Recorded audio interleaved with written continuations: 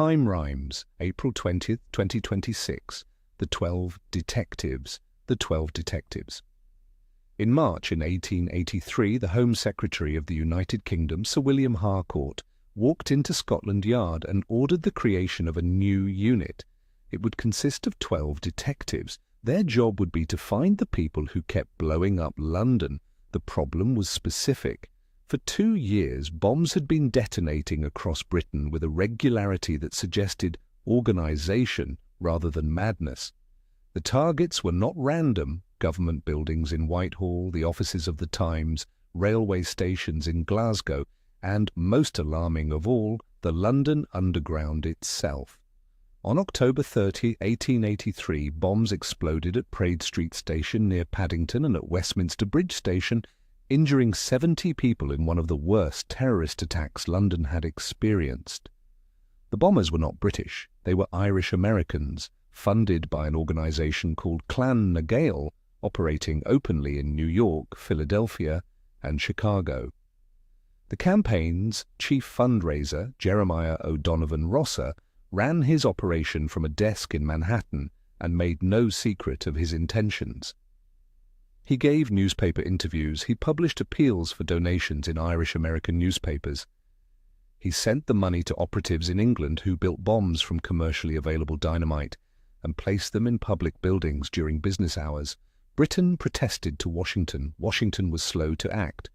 O'Donovan Rosser was an American citizen. His activities operated in a legal grey zone that Washington showed little interest in clarifying. And the Irish vote in New York was not something any American politician was eager to antagonize. The campaign peaked on January 24, 1885, a day the London press called Dynamite Saturday. 3 bombs exploded within minutes of each other, one in the chamber of the House of Commons, one in Westminster Hall, and one in the banqueting room of the Tower of London. 4 visitors and 2 police officers were injured.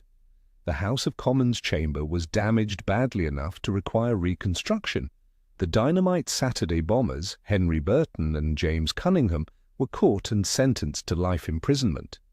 Over the course of the campaign, Special Branch made roughly 50 intelligence-driven arrests, infiltrating the network deeply enough to trigger internal recriminations within Clan na Gael over suspected informers. By 1885, the organization was fractured from within, and the campaign collapsed. By the time it ended, it had killed 4 people and wounded 86.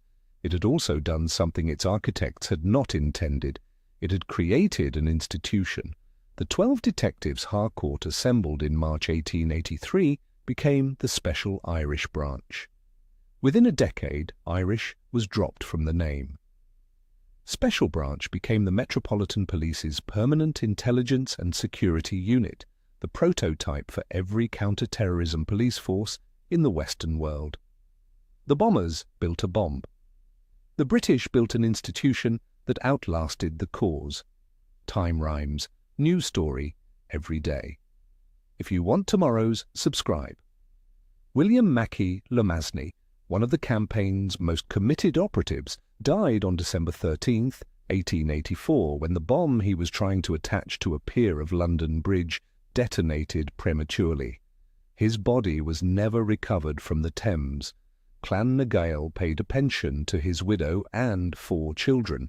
Irish independence, when it came 37 years later, came through politics and a different kind of war, not through dynamite in the underground. This month, someone has been setting fire to Jewish buildings in northwest London. On March 23rd, 4 ambulances belonging to a Jewish charity were torched in the Golders Green neighbourhood. On April 15th, attempted arson attacks hit Finchley Reform Synagogue and the offices of a Persian-language media organisation critical of Iran's government.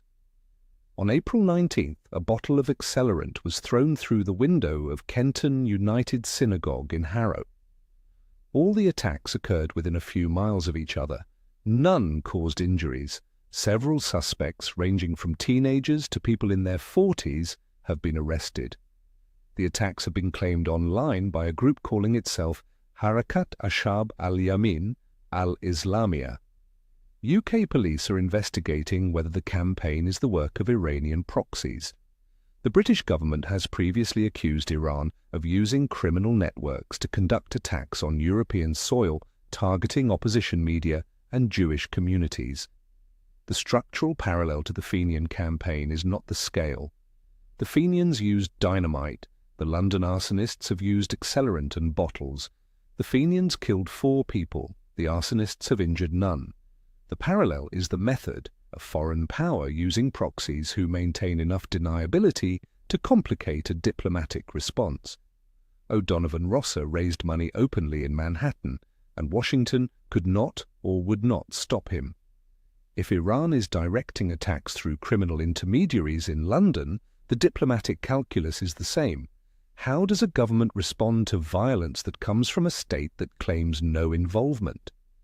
What the Fenian campaign teaches is that the covert attack rarely achieves what the attacker intends. The dynamite did not advance Irish self-governance. It hardened British public opinion, created a counter-terrorism infrastructure that had not existed before, and gave the British state tools it used for the next century. The bombers intended to terrorize. What they built, inadvertently, was the apparatus that would be used to stop them. The 12 detectives of 1883 became Special Branch, which became the Counter Terrorism Command, which is now investigating the arson attacks in northwest London. The institution the Fenians created is the institution that is looking for the arsonists. That is the irony of the covert campaign. It does not weaken the target state, it teaches the target state how to watch. The question this week is whether anyone in Tehran has read the history of O'Donovan Rossa's desk in Manhattan and noticed how that story ended.